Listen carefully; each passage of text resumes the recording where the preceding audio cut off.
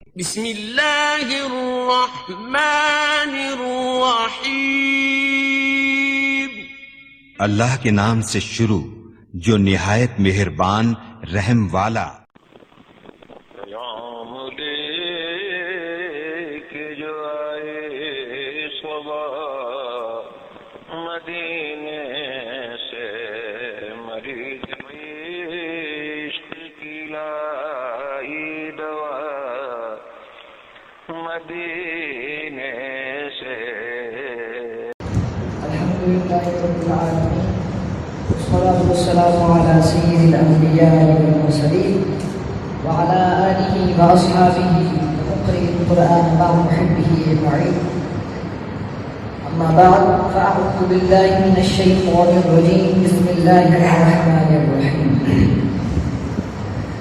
ولولا فضل الله عليكم ورحمته وأن الله تواب حكيم، صدق الله مولانا العظيم۔ إن الله وملائكته يصلون على النبي يا أيها الذين آمنوا صلوا عليه وسلموا تسليما۔ اللهم صل على سيدنا مولانا محمد وعلى آل سيدنا مولانا محمد وبارك وسلم۔ فوازل بڑی الصلاة والسلام عليك يا سيدي يا رسول الله وعلى آلك وأصحابك يا سيدي يا حبيب الله۔ بعد حمد و سلام، بعد بسط تعظیم حاضرین محفل، اللہ تعالیٰ کا شکر ہے کہ جس نے ہمیں مسجد میں بیٹھ کر اپنا ذکر کرنے کی توفیق عطا فرمائی، اس پر اس کا جتنا بھی شکر ادا کیا جائے کم ہے۔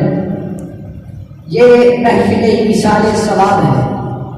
ایصال کا معنی ہوتا ہے کسی کو کچھ دینا، بھیجنا، اور ثواب کا معنی آپ کو پتا ہے کہ جو ہم نیکیاں کرتے ہیں، اللہ تعالیٰ کی عبادت کرتے ہیں، رب تعالیٰ کو راضی کرتے ہیں، اس پر ملنے والے اجر کو، جو انعام ملتا ہے، اس کو ثواب کہتے ہیں۔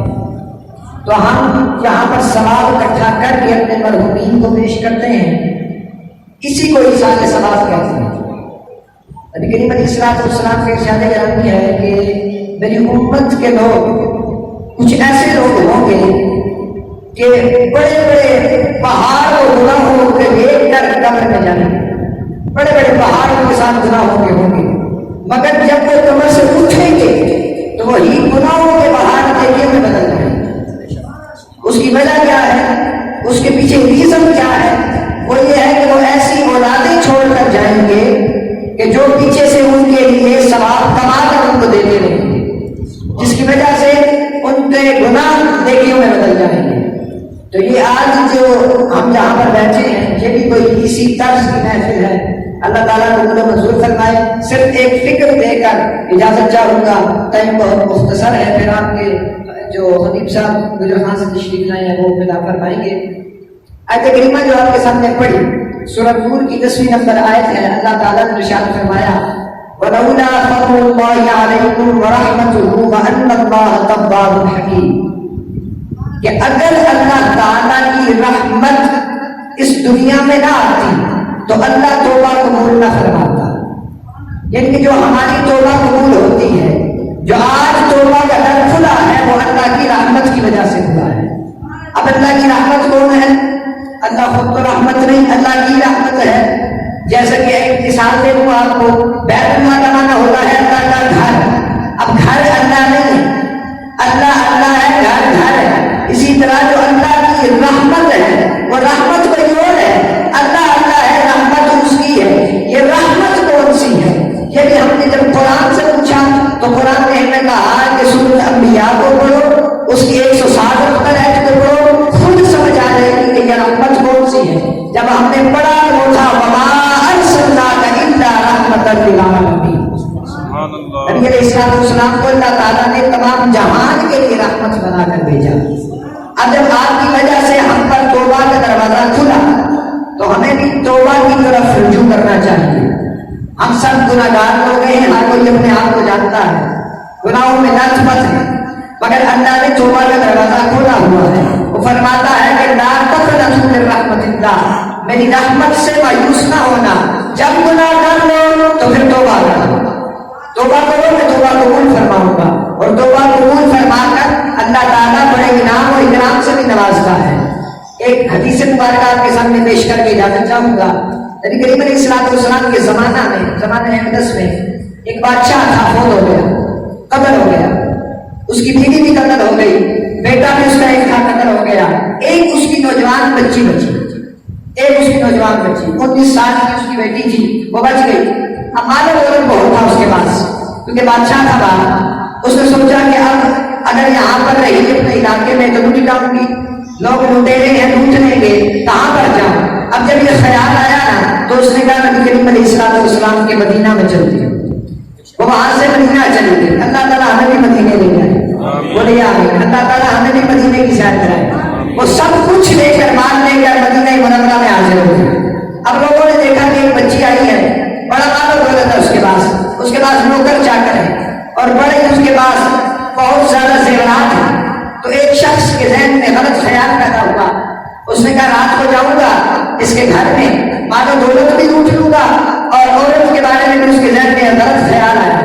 اب جب رات ہوئی تو وہ چلا گیا اس کے گھر میں، جب اس کے گھر میں گیا تو اب جیسے ہی اندر اس نے قدم رکھا تو باہر پھلان کر اندر گیا تو پیچھے ایک ہمسائے کی اس کے کان میں آواز پڑی، ساتھ والے مکان میں ایک بندہ قرآن پڑھ رہا تھا، اور قرآن کی آواز کیا تھی؟ الم یأن للذین آمنوا ان تخشع قلوبهم لذکر اللہ، کہ ابھی کیا وقت نہیں آیا کہ مومن اللہ کے ذکر سے ڈر جائیں اور اللہ کا ذکر کرنے لگے؟ یہ آواز اس کے کان میں پڑی۔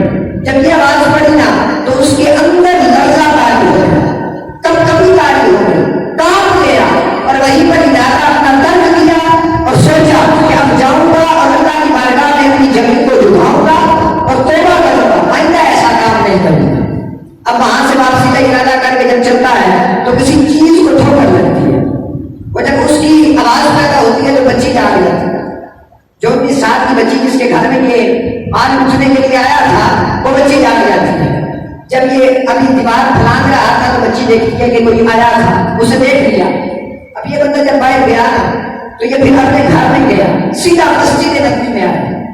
مسجد نبوی میں آ کر اس نے تہجد کا وقت تھا، حضرت بلال رضی اللہ تعالیٰ عنہ پڑھ رہے تھے تہجد کی نماز، ان کے ساتھ تہجد کی نماز شروع کر دی۔ تھوڑی دیر بعد وقت فجر ہوا، نماز فجر کا وقت ہوا تو نبی کریم علیہ السلام چل کر مصلی امامت پر آئے تو اس نے پیچھے نماز نہیں تھی۔ اب جب یہ لیکن کتنا بڑا انعام ہے، یہ چوری کرنے لگا تھا مگر جب توبہ کی تو اللہ تعالیٰ نے کائنات کی رحمت کی جماعت میں اس کو کھڑا کر دیا۔ اب وہاں پر کھڑے ہو کے اس نے نماز پڑھی، نماز پڑھنے کے بعد جب ساری صحابہ کی مقدس جماعت بیٹھی، نبی کریم علیہ السلام کی وہاں پر تشریف فرما تھے، ابھی تھوڑا تھوڑا اجالا ہو رہا تھا کہ اس نے دیکھا کہ وہی بچی ایک بڑی سی چادر میں لپٹ کر تو نبی کریم علیہ السلام کی بارگاہ میں حاضری دینے کے لیے آئی۔ اب اندر سے کہا، اس نے کہا یا اللہ آج ہی میں نے توبہ کی ہے، آج ہی میرے اندر ایک خوف پیدا ہوا ہے، تیرا ڈر پیدا ہوا ہے، تیرے ذکر کو میں نے اب اپنانا شروع کیا ہے، تو آج اگر میرا پور کھل جائے۔ تو اس نے بڑا عجیب سا اس کے ساتھ کیفیت ہوئی۔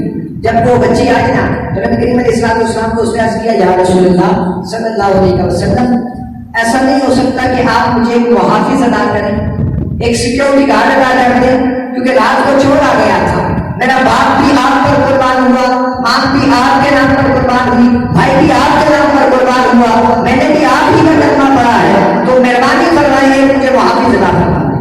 تو نبی کریم علیہ السلام نے ارشاد فرمایا تجھے عارضی محافظ چاہیے یا مستقل؟ یعنی کہ اگر میں کسی کو مقرر کر دوں کہ جاؤ میری اس کی مجھے حفاظت کرنی ہے، ہو سکتا ہے 2 ماہ بعد 3 ماہ بعد اس کی مجبوری بن جائے، وہ کہیں دور چلا جائے، تو پھر تو وہ حفاظت ختم۔ تمہیں عارضی حفاظت چاہیے یا مستقل؟ تمہارا کیا پڑا ہے؟ اس بچی نے کہا کہ یا رسول اللہ صلی اللہ علیہ وسلم جیسے آپ کی مرضی، آپ ایسا فرما دیں، آپ مالک ہیں، اللہ تعالیٰ نے آپ کو اختیار دیا ہے۔ اب نبی کریم علیہ السلام نے کھڑے ہو کر اپنی صفوں میں دیکھنا شروع کیا۔ صفوں میں دیکھتے دیکھتے نظر اسی پر رکی جو ساری رات سے جاگ رہا تھا، جو ساری رات سے جاگ رہا تھا، جو چوری کا ارادہ کر کے گیا تھا، اس پر نظر رکی اور فرمایا ادھر۔ جب وہ نبی کریم علیہ السلام کے پاس گیا کانپتی ٹانگوں سے، تو نبی کریم علیہ السلام نے ارشاد فرمایا اگر تم کو ہو تو تمہارا نکاح اس سے نہ بڑھوا دو۔ نبی کریم علیہ السلام نے فرمایا اگر تم کو ہو تو تمہارا نکاح اس سے نہ بڑھوا دو۔ اب رونے لگا اور کہتا ہے عالیجہ جیسے آپ کی مرضی، جیسے آپ چاہیں ویسے کریں۔ نبی کریم علیہ السلام نے نکاح پڑھایا۔ اب نام دیکھیں اس توبہ کا، ابھی توبہ زبان سے نہیں کی مکمل، صرف دل کا ارادہ تبدیل ہوا، وہاں سے چل کر مسجد نبوی میں آیا ہے۔ اللہ تعالیٰ نے کتنا نوازا ہے کہ اس کا نکاح پڑھایا حضرت کائنات کی رحمت ہے۔ نبی کریم علیہ السلام نے اس کا نکاح پڑھایا۔ پانی پیش کرنے والے حضرت علی مرتضیٰ، انتظامات کرنے والے حضرت ابوبکر صدیق، اور بارات میں شامل وہ افراد ہیں انبیاء کے بعد سب سے افضل جو محمود ہیں وہ اس کی بارات میں شامل ہیں۔ صحابہ کی مقدس جماعت میں اس کا نکاح پڑھنے ہوا۔ نبی کریم علیہ السلام نے نکاح کے بعد اس کو فرمایا جاؤ یہ بچی بھی تیری ہوئی، اور وہ جو رات کو تم لینے گئے تھے نا وہ بھی تمہارا، وہ جو رات کو جو تم لوٹنے گئے تھے وہ بھی تمہارا ہوا۔ غیر دان نبی ہیں ہمارے، جانتے ہیں سب کچھ۔ جب وہ لڑکا اس کی بندے کی نکاح ہوا، ساتھ چلا گیا اس کے گھر میں گیا تو بس سجدے میں پڑ گیا، مسلح بچھا کر سجدے میں رونے لگا، کافی دیر تک روتا رہا۔ اس بچی نے کہا میرے سرتاج آج ہی ہمارا نکاح ہوا ہے، بتائیے مجھ سے کوئی غلطی تو نہیں ہوئی؟ اس نے کہا غلطی تجھ سے نہیں مجھ سے ہونے والی ہے، تھوڑا سا مال اٹھنا تھا، تھوڑی سی لذت اٹھا کر ساری زندگی کی زندگی کو ساتھ لینا تھا، قبر میں اپنے ساتھ گناہ کو لے کر جانا تھا، مگر کتنا کریم ہے رب کہ اس کی بارگاہ میں جب بھی کو جھکایا ہے اس نے سر کو بلند کروا دیا، اس نے سر فخر سے بلند کر دیا ہے۔ اللہ تعالیٰ بڑا بے نیاز ہے، وہ نوازنے پر آتا ہے تو پھر اس کو کسی چیز کی کمی نہیں ہے، وہ بڑا نوازنے والا ہے۔ تو ہمیں بھی اللہ تعالیٰ کے فرمان پر عمل کرتے ہوئے توبہ کا دروازہ اگر ہمارے لیے کھلا ہے تو ہمیں توبہ کرنی چاہیے۔ ایک اور چھوٹی سی گزارش کر کے اجازت چاہوں گا کہ قرآن کو اپنے سینے سے لگائیے، قرآن کو اپنی زندگی میں اہمیت دیجیے۔ ہم نے قرآن کو چھوڑا ہے، یہی ہمارے سوال کا درس ہے، ہمارے ڈوبنے کا، ہماری قوم کا جو سوال ہے نا یہ صرف قرآن کو چھوڑنے کی وجہ سے ہے۔ اللہ یہ علامہ اقبال نے کہا تھا نا کہ وہ معذب تھے زمانے میں مسلمان ہو کر، ہم خار ہوئے تاریخ قرآن ہو کر۔ ہم نے قرآن کو چھوڑا ہے، اسی لیے ہم نعتیں پڑھتے ہیں، مگر جو نعت اللہ نے لکھی ہے ہم نے اس کو چھوڑ دیا ہے۔ اللہ حضرت نے فرمایا نا کہ اے رضا خود صاحب قرآن ہے بندہ ہے حضور، اے رضا قرآن لکھنے والا نبی علیہ السلام کا نافرمان ہے، اے رضا خود صاحب قرآن ہے بندہ ہے حضور، تجھ سے کا ممکن ہے میرے حضرت رسول اللہ کی۔ اس نعت کو بھی پڑھے جو اللہ تعالیٰ نے اپنی نبی کریم علیہ السلام کی شان میں بھیجی ہے۔ خصمت جنہ قدر نہ میرا میرے پیر کا جو شریعہ بڑے آئیاں، میں دریاں دا روڑا پورا پہل چڑھایا سائیاں، وما توفیق الا باللہ۔ اے شہنشاہ مدینہ الصلاۃ والسلام، اے شہنشاہ مدینہ الصلاۃ والسلام،